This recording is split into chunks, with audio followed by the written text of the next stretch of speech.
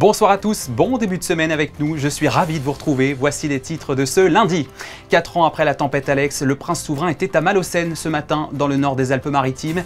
Il est allé y découvrir les travaux de rénovation que la principauté avait soutenus financièrement après la catastrophe. Vous découvrirez 2 édifices entièrement restaurés.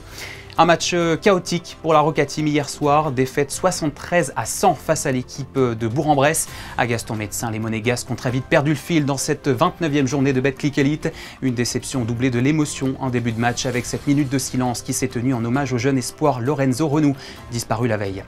Dans un tout autre registre, parmi les activités du week-end à Monaco, il y avait le concours international de bouquets. La 56e édition s'est tenue au Yacht Club avec un très beau palmarès que nous vous révélerons. Une nouvelle adresse ouvrira ses portes dans une semaine tout juste sur le boulevard des Moulins. Il s'agira de la pâtisserie du chef Philippe Taillac, passé par les maisons les plus prestigieuses, le Cheval Blanc à Saint-Barth, l'Apogée à Courchevel, le Saint-Régis à Bora Bora. Sa boutique de Monaco sera sa 4e et il sera notre invité en plateau pour nous la présenter. Et puis de la littérature pour finir ce journal, c'était la 15e édition du palmarès des jeunes lycéens vendredi. 36 élèves du lycée Albert Ier ont pris la plume et ont révélé leurs meilleurs essais. Un véritable spectacle où nous vous emmenons. Il y a plus de 4 ans maintenant, la tempête Alex causait d'innombrables dégâts dans les Alpes-Maritimes. La principauté s'était alors mobilisée très rapidement par le biais d'une aide financière de 3 millions d'euros pour soutenir les villages frappés par la catastrophe. Parmi eux figurait Malaucène et ce lundi, le prince Albert II s'y est rendu en fin de matinée pour découvrir le résultat des rénovations. Fabien Bonilla et Lionel Bernardi ont suivi cette visite. Le passage de la tempête Alex en octobre 2020 a été un drame dans différentes vallées des Alpes-Maritimes. 18 personnes ont péri. À ce drame humain se sont rajoutées des destructions et des dégradations importantes d'édifices. Destructions considérées comme les plus importantes en France depuis celle de la Seconde Guerre mondiale. Dans les heures qui ont suivi la tempête, la principauté de Monaco s'est mobilisée pour soutenir les habitants touchés par ce drame. Parmi les 30 projets de reconstruction et de mise en valeur du patrimoine financés par la principauté, Malaucène. Le souverain est allé à la rencontre des Malaucénois en compagnie du maire Jean-Pierre Castiglia et du président du conseil départemental des Alpes-Maritimes, Charles-Ange Ginesi. Cette commune située au-dessus de la vallée du Var, à 60 km de Monaco, a été également touchée. Le canal de l'Adoux, qui alimente en eau la population, a été sérieusement endommagé, ainsi que le moulin construit en 1775. Grâce à l'apport financier de la principauté, ces 2 édifices ont été restaurés. C'est important parce que c'est lui qui nous a donné une subvention quand même de 200 000 euros pour faire les réparations des dégâts qui ont été de la tempête Alex. Il y a eu un éboulement, d'ailleurs vous pouvez le voir d'ici. Vous avez la cassure qui est au-dessus du moulin, qui est tombée sur le moulin et sur le pont qui est derrière, que nous avons refait, l'aqueduc. Donc c'était très important que le prince vienne voir de ce que nous avons fait de ce Nobol. Les projets soutenus par Monaco varient, la liste est longue, avec par exemple la reconstruction d'un pont à Breil-sur-Roya, les murs du village à Sorges, la toiture de l'église à Tende, la vacherie de Molière à Val-de-Blore ou encore ici, à Malaucène, avec le pont du canal et le moulin. Le souverain a donc visité ces 2 sites datant du XVIIIe siècle. Une plaque commémorative de remerciements a d'ailleurs été dévoilée devant l'entrée du moulin. Les stigmates de cette catastrophe naturelle, grâce en partie à la principauté, disparaissent peu à peu. En parallèle, aujourd'hui s'est tenu un autre rendez-vous, la 3e commission mixte de coopération administrative italo-monégasque. En bref, il s'agit d'un moment d'échange entre les autorités des 2 pays, Monaco et l'Italie, pour évoquer des questions d'intérêt commun comme les conditions d'accès aux soins des résidents italiens salariés à Monaco, les conditions d'accès des marchandises entre les 2 pays ou encore la coopération linguistique et éducative. La Roca Team recevait Bourg-en-Bresse hier soir à la salle Gaston-Médecin pour la 29e journée de Betclic Elite. Une rencontre marquée dans un premier temps par une minute de silence en hommage à Lorenzo Renou, le jeune espoir de la SM Basket âgé d'à peine 17 ans qui a perdu la vie lors de l'accident de minibus de son équipe survenu dans la nuit de samedi à dimanche au retour d'une rencontre de National 3 dans l'Isère. Moment d'émotion et de solidarité en soutien également aux 5 autres personnes qui ont été blessées. D'autre part, sachez qu'une enquête a été ouverte par le parquet de Draguignan pour tenter d'éclaircir les circonstances précises de l'accident. Après le recueillement, c'était donc l'heure du match qui s'est conclu sur une défaite sévère pour la Roca Team, 73-100. Les Monégasques ont très mal débuté la soirée sur leur parquet en accusant un retard de 26 points à la mi-temps. Difficile de contenir leurs émotions ensuite face aux nombreuses décisions arbitrales jugées litigieuses. Mike James, Matthew Strazel et Vassilis Panoulis ont même été exclus avant le terme de la rencontre. En conférence de presse, l'ailier Terry Tarpey est revenu sur cette soirée très compliquée. Écoutez. Bien sûr, prendre 30 à la maison, c'est jamais une bonne chose. Et ouais, on est dessus avec notre effort et intensité. C'est que ça, c'est ça qui nous poussait vers le Final Four. Et ce soir, on n'avait pas le niveau d'intensité et jeu ensemble et défense et concentration qu'il faut pour prendre le match. Peut-être il y a plus de fatigue, mais il y a aussi un peu plus de motivation parce qu'on est presque là, on a toutes les choses qu'on veut devant nous. Donc, bien sûr, on va jouer finalement 90 matchs cette saison, mais c'est pas une excuse. Mais nous, on tous peut faire jouer à 90 au lieu de 30, 32. Donc, c'est pas de le job. Et oui, il faut qu'on réponde pour le prochain match. Tout autre chose à présent, à l'approche du centenaire de la Société canine de Monaco, créée en 1927, l'exposition canine internationale qui s'est déroulée ce week-end a encore été un franc succès avec des chiens venus du monde entier. Ils étaient 1432 précisément à s'être partagé la scène samedi et dimanche sous le chapiteau de Fontvieille dans l'objectif d'être le meilleur et le plus beau. Retour en images sur cette édition 2025 avec Gaëtan Lebrun et Camille Caloni. Une édition record pour l'exposition canine internationale de Monaco 2025. La Société canine de Monaco, sous la présidence de Mélanie-Antoinette de Massy, a accueilli durant ces 2 jours de compétition 262 races de chiens réparties en 10 groupes. Cette année, les chiens de berger des Pyrénées, de Beauce, de Brie et de Picardie étaient mis à l'honneur. L'exposition canine de Monaco, 2e étape du Trophée de la Méditerranée, après celle de Martigues en avril et avant celle de Cuneo en septembre, est de par son histoire l'un des concours canins les plus prestigieux du monde. Ça c'est un concours de beauté, mais ce n'est pas une beauté de toilettage, mais une beauté de morphologie, parce que c'est ici qu'on va sélectionner le futur reproducteur des races. On a là des exposants qui arrivent de très loin. Ça, c'est un concours beaucoup aimé et qui donne des cartons qui ça donne le droit d'être champion monégasque ou champion international. De 1430 chiens, il faut arriver à 10 les meilleurs. Ce sont des chiens presque parfaits. Et sur les 10, il fallait prendre 3. Et sur les 3, un seul va être le Best in Show de l'édition internationale canine de Monaco 2025. Les meilleurs de groupe ont eu la chance de participer au Best in Show, récompensant le meilleur sujet de l'exposition 2025.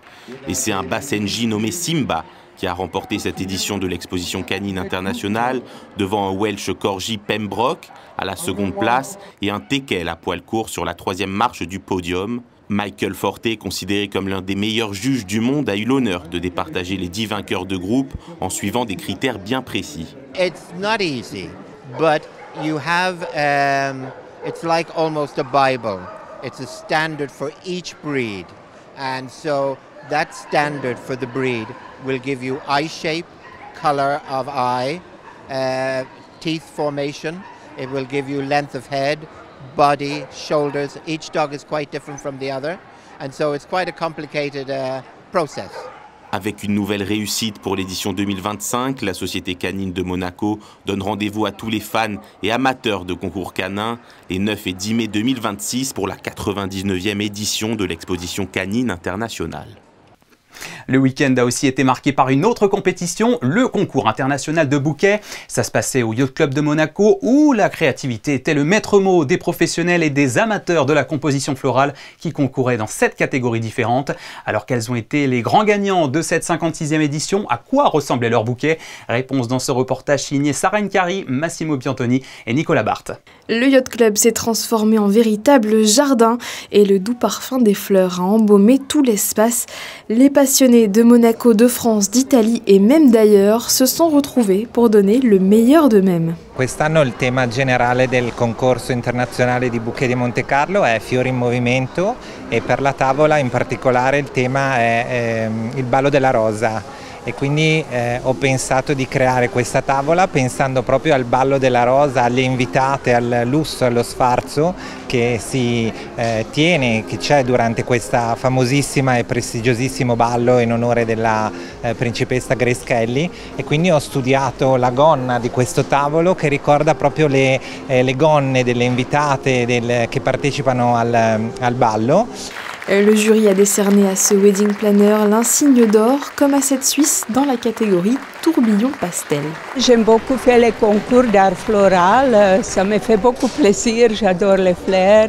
C'est justement, on donne la vie, on donne une autre vie aux fleurs, les mouvements, les couleurs, les touches. Alors ça me touche beaucoup aussi, j'adore les fleurs. Au lendemain du grand concours porté par le Garden Club de Monaco, des conférences étaient organisées. Parmi les conférencières invitées, la directrice du Jardin exotique, devenu Jardin botanique en 2010. Le Jardin exotique de Monaco se doit, pour faire partie des jardins botaniques, de conserver des plantes, de communiquer sur ses actions, notamment avec les enfants, de faire de la pollinisation contrôlée, c'est-à-dire qu'en fait nous pollinisons nos espèces et nous contrôlons ce que nous faisons en termes de croisement de plantes pour obtenir des spécimens purs. Et par la suite, nous pouvons aussi avoir un index séminum qui est un catalogue de graines et en fait nous partageons ce catalogue avec tous les autres jardins botaniques dans le monde afin que nous préservions les espèces que nous avons au jardin exotique. De quoi en apprendre un peu plus sur ces jolies fleurs transformées en œuvres d'art. À noter que le jardin exotique fermé pour cause de travaux devrait rouvrir ses portes à la fin de l'été. Et on se retrouve sur notre plateau pour une information qui va sans doute faire des heureux. Une nouvelle pâtisserie va bientôt ouvrir ses portes à Monaco et c'est le chef pâtissier Philippe Taillac qui en est à l'origine. Elle prendra d'ailleurs son nom au 26 boulevard des Moulins. Et pour nous en dire quelques mots, il est notre invité. Bonsoir Philippe Taillac. Bonsoir, merci de me recevoir. Merci beaucoup. Vous avez déjà ouvert 3 autres adresses, au Carré d'Or à Nice en 2021, au 43000 en 2022 et à Cannes en 2024. Pourquoi choisir Monaco pour cette 4e adresse ? Avant que j'entre en France, j'avais vraiment choisi de faire de Nice, Cannes et de Monaco des priorités. Et voilà, selon les opportunités, ça s'est fait dans ce déroulement et Monaco arrive enfin. Et du coup, on ouvre lundi prochain, le 19 mai. Donc on a enfin la date officielle. Et c'était un rêve pour moi. Il y en a encore plein d'autres, mais c'est une étape à franchir et ça y est, on y arrive enfin. Une semaine pile. Alors pour détailler un petit peu ce que vous allez proposer, donc on trouvera des pâtisseries, on trouvera des viennoiseries, des produits en chocolat, donc une chocolaterie. Quelles sont les spécialités qu'on pourrait retrouver à la carte? Détaillez-nous un petit peu tout ça. C'est vrai qu'il y en a beaucoup qui viennent pour nos viennoiseries. Viennoiseries, on peut retrouver une spécialité, on appelle ça le choco suisse. C'est un mélange de pain chocolat, pain suisse. On aura des croissants, des pains chocolat, des New York rolls garnis avec du gianduja noisette. Et au niveau des pâtisseries, millefeuilles aussi, on a un palmier exotique qui rappelle un petit peu les souvenirs des îles. Et puis on peut retrouver l'or noir avec une touche de vanille qui rapporte aussi un peu d'exotisme. Il y a beaucoup de choses, saveurs, beaucoup de saveurs, pâtisseries, viennoiseries, on a de la chocolaterie aussi. On aura aussi du café avec un torréfacteur qui nous crée notre propre café aussi, un petit peu de salé. Et quelques jus. On mélange un petit peu les goûts et les saveurs. Alors la grande question, c'est comment est-ce que vous y retrouvez dans ce monde, dans ce milieu de la pâtisserie qui est en train de se démocratiser, puisqu'elle connaît un véritable engouement, notamment sur les réseaux sociaux. On voit beaucoup de contenu et des créateurs de contenu qui sont des pâtissiers eux-mêmes qui font beaucoup parler d'eux. Et puis d'ailleurs, Monaco est une place vraiment très privilégiée pour la pâtisserie. On annonce Cédric Grolet cet été à l'hôtel Hermitage, Pierre Hermé qui est déjà là depuis longtemps. On a aussi Floriane Grand au Blue Bay, qui a été récompensé d'ailleurs en avril dernier. Comment est-ce que vous démarquez dans ce milieu qui est en pleine démocratisation? Déjà, c'est super qu'il y ait de la concurrence. Ça va donner aux autres envie de faire mieux à chaque fois, donc ça, c'est super. Et par rapport à nous, on ne regarde pas trop ce qui se fait. Généralement, on se concentre sur nos équipes. On a déjà pas mal de personnes à s'occuper. Et moi, ce que j'aime, c'est qu'on puisse faire de la pâtisserie vraiment très simple, mais poussée à son maximum. Donc, ce que je demande, c'est que chacun puisse sortir sa meilleure version de soi-même. Et si on part de là, normalement, ça devrait plutôt bien se passer. Après, il faut bien sûr tout cadrer, mais on essaie de donner le maximum qu'on peut. Et puis, pour l'instant, ça fonctionne. On va tout faire pour que ça continue pour Monaco, en tout cas. Il y a des particularités qu'on retrouve dans vos produits, qu'on ne retrouve pas ailleurs, un savoir-faire particulier qui vous démarque par rapport aux autres? Il y a un savoir-faire qui a été travaillé depuis que j'ai 14 ans. J'ai fait uniquement que de la pâtisserie. Et puis maintenant, ce qu'on a besoin de mettre en place, c'est le faire savoir. Il y a le savoir-faire qu'on a déjà, qu'on a acquis. Mais ce qui est très compliqué maintenant, c'est de le faire savoir. Donc on essaie de travailler tout ça. Et merci aussi de nous recevoir. Ça nous permet aussi de véhiculer la marque à travers de super plateaux. Donc merci beaucoup. Mais je vous en prie. Et d'ailleurs, il faut dire que vous avez aussi un parcours particulier, un parcours atypique. Vous avez connu de grandes adresses avant Monaco. Est-ce que vous pouvez nous en parler un petit peu? Oui, c'est vrai que pendant 10 ans, j'étais chef pâtissier sur des gros palaces, à l'étranger principalement, Cheval Blanc Saint-Barth, Eden Roca Saint-Barth, Saint-Régis Bora Bora, Cheval Blanc Maldives. Et puis dans la région, ceux qui connaissent le Negresco et un Château Saint-Martin à Vence aussi. Un petit peu Courchevel aussi, mais c'est vrai que c'était principalement que des palaces avec des étoiles Michelin. Et voilà, j'ai voulu un petit peu sortir du cadre, on va dire, de l'hôtellerie et me lancer à mon nom. Et alors, vos boutiques précédentes étaient des pâtisseries et un salon de thé, donc pour ce qui concerne Cannes. Mais celle-ci, vous souhaitiez, je vous cite, qu'elle ressemble à une bijouterie et à la place des bijoux. Qu'est-ce que vous entendez par là? Moi, ce que j'aime, c'est que voilà, quand les gens se promènent devant la boutique, ils marchent, ils voient les viennoiseries, ils voient un petit peu ce qu'on fait, et hop, ils se retournent, ils regardent un petit peu. Mais dans la recherche, je voulais vraiment qu'on puisse se dire, est-ce que c'est une bijouterie, est-ce que c'est de l'horlogerie, qu'est-ce que c'est? Et du coup, à la place de mettre ces magnifiques bijoux, on a travaillé pour mettre des pâtisseries. Oui, que ce soit le design qui donne envie d'entrer et qui ait une forme un côté bling pas forcément pas bling, mais c'était vraiment quelque chose de très épuré, très simple, très raffiné, poussé au maximum aussi, et quelque chose de différent d'une belle pâtisserie de quartier qu'on peut retrouver bien sûr un peu partout. Je voulais vraiment quelque chose de différent, mais surtout aussi à l'image de la marque. Oui, quelque chose de différent et quelque chose aussi de soigné. On soigne le détail, puisqu'il faut dire qu'il a fallu 2 mois de travaux, 1 an de préparation au total. Oui. C'est tout un chantier en fait. C'est un chantier et c'est très difficile. Il faut rester accroché jusqu'à l'ouverture. Une fois que c'est ouvert, après il y a tout qui va s'enchaîner. Mais oui, c'est beaucoup de travail, beaucoup. Alors l'adresse Philippe Taillac Pâtisserie Monaco, c'est comme ça qu'elle s'appellera. Elle ouvrira donc dans une semaine, pile 19 mai. Oui. Vous avez prévu un petit événement pour l'ouverture? Pas dans un premier temps. On va déjà ouvrir, on va se concentrer sur nos clients, sur nos habitués, plus tous les nouveaux qui vont venir découvrir, et on fera une jolie inauguration dans un second temps. Et on prend bonne note de l'ouverture. Merci beaucoup, chef Philippe Taillac, d'avoir accepté notre invitation sur Monaco Info pour nous parler déjà de cette adresse que vous allez ouvrir au 26 boulevard des Moulins, précisément le 19 mai. Et on vous souhaite un bon lancement. Merci beaucoup. Merci de me recevoir. Merci beaucoup. Voilà, interview réalisée cet après-midi. Prenons maintenant la direction du lycée Albert Ier, où les mots s'écoutent autant qu'ils se lisent, surtout en ce moment. Pour la 15e édition du palmarès des jeunes lycéens, 36 élèves ont pris la plume pour se transformer en auteurs. Et vous allez voir que l'écriture peut devenir un véritable spectacle, parfois musical, et même laisser place à des vocations. Léa Dutrouille et Jean-Alexandre Dordet.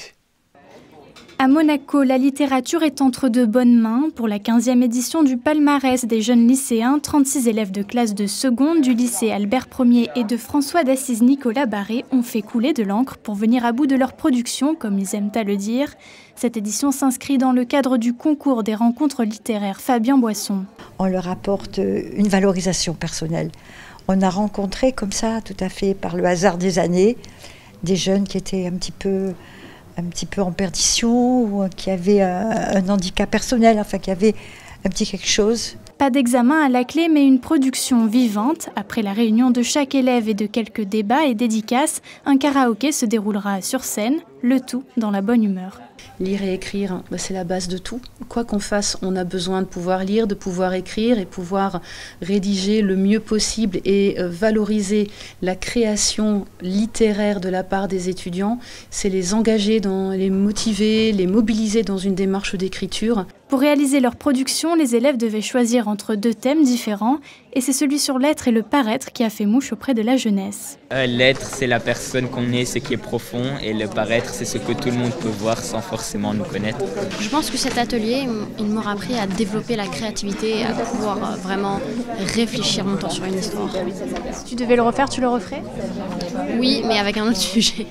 En septembre, ces auteurs en herbe retrouveront leur homologue au Salon international du livre de Monaco, un lien direct, précieux entre la littérature vivante et les lecteurs de demain.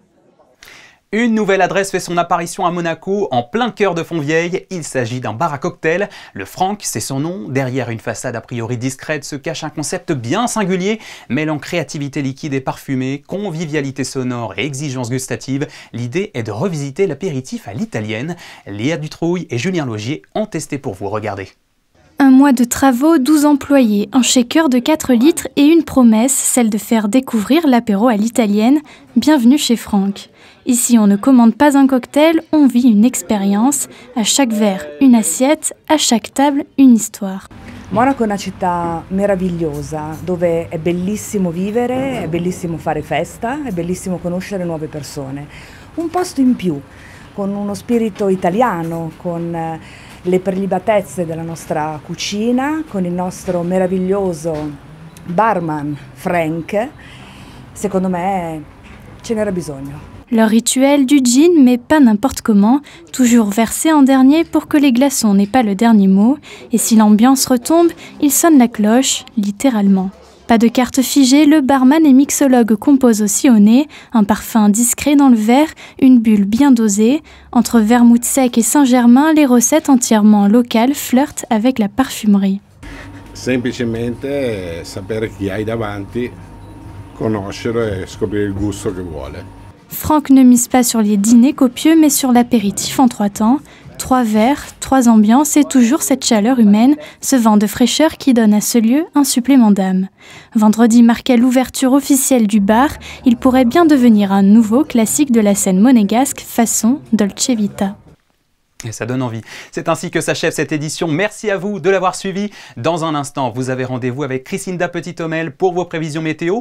Ensuite, tout un programme sur notre antenne. Les experts du foot, Christophe Paco et Laurent Banide, suivi d'un document inédit consacré au déplacement du prince Albert II dans les Ardennes à la découverte des anciens fiefs de la famille Grimaldi. On se quitte en images comme chaque soir avec les magnifiques bouquets du concours international capturés par l'objectif de notre photographe Philippe Witt. Excellente soirée sur Monaco Info et à demain.